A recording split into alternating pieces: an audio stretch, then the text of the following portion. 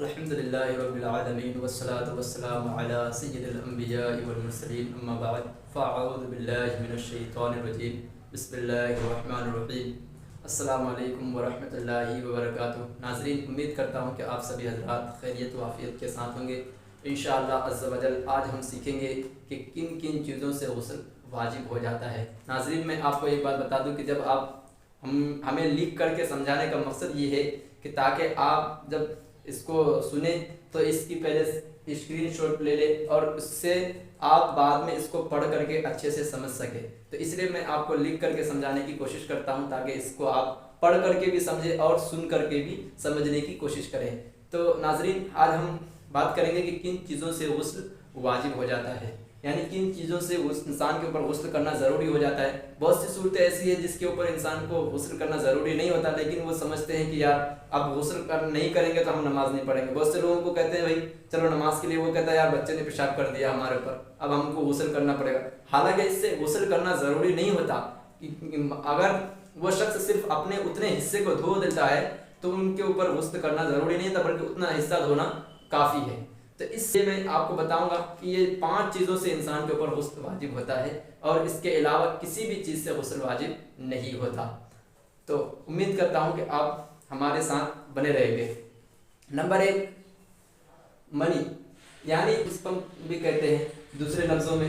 تو اسپم کا اپنی جگہ سے شہوت کے ساتھ جدا ہو کر کے عضو سے نکلنا، یعنی شہوت کے ساتھ، لذت کے ساتھ وہ جدا ہونا، جاگتی میں ہو یا پھر کسی بھی حالت میں ہو، اس کے شہوت کے ساتھ، لذت کے ساتھ باہر آئے گا تو اس سے انسان کے اوپر غسل واجب ہو جاتا ہے۔ تو اس سے معلوم یہ ہوا کہ اگر وہ شہوت کے ساتھ نہیں ہے، مثال کے طور پر کوئی شخص وزن وغیرہ اٹھاتا ہے اور اس وزن اٹھانے کی وجہ سے اگر کسی کا منی خارج ہو جائے گا تو اس صورت میں پھر ان کے اوپر غسل واجب نہیں ہوگا۔ دوسری صورت یہ ہے کہ احتلام، یعنی اس کو نائٹ فال بھی کہتے ہیں۔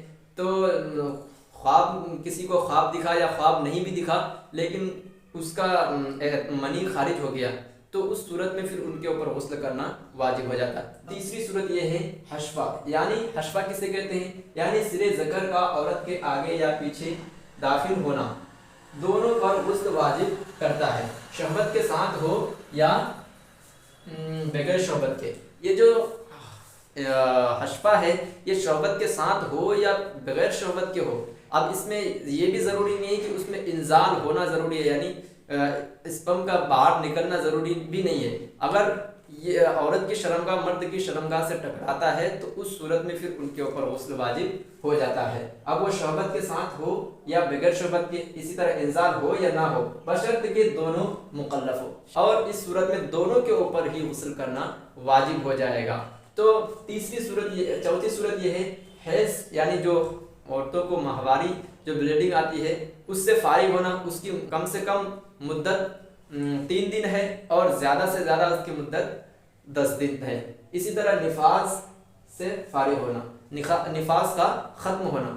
نفاس کہتے ہیں یعنی جب بچے کی ولادت ہوتی ہے، یعنی پیدائش ہوتی ہے، تو اس کے بعد سے جو بلیڈنگ ہوتی ہے، بلیڈنگ جس دن آنا بند ہو جائے گا تو اس دن ان کو غسل کرنا ان کے اوپر واجب ہو جاتا ہے۔ اب ہمارے گھروں میں اکثر بوڑھیاں کہتی ہیں کہ بھائی 1.25 مہینے تک کے انسان ناپاک رہتا ہے، حالانکہ اگر ان کی بلیڈنگ 10 دن میں بند ہو جاتی ہے یا 12-15 دن میں بند ہو جاتی ہے تو ان کے اوپر غسل کرنا واجب ہو جاتا ہے اور وہ پاک ہو جاتے ہیں، یعنی ان کے اوپر اب شریعت کے قانون لاگو ہو جاتے ہیں، یعنی وہ نماز بھی پڑھ سکتے ہیں۔ تو اسی لیے بہت سے لوگ جب یہ نیا مسئلہ سنیں گے تو یہ بھی کہیں گے کہ یار یہ کیسے ہو سکتا ہے؟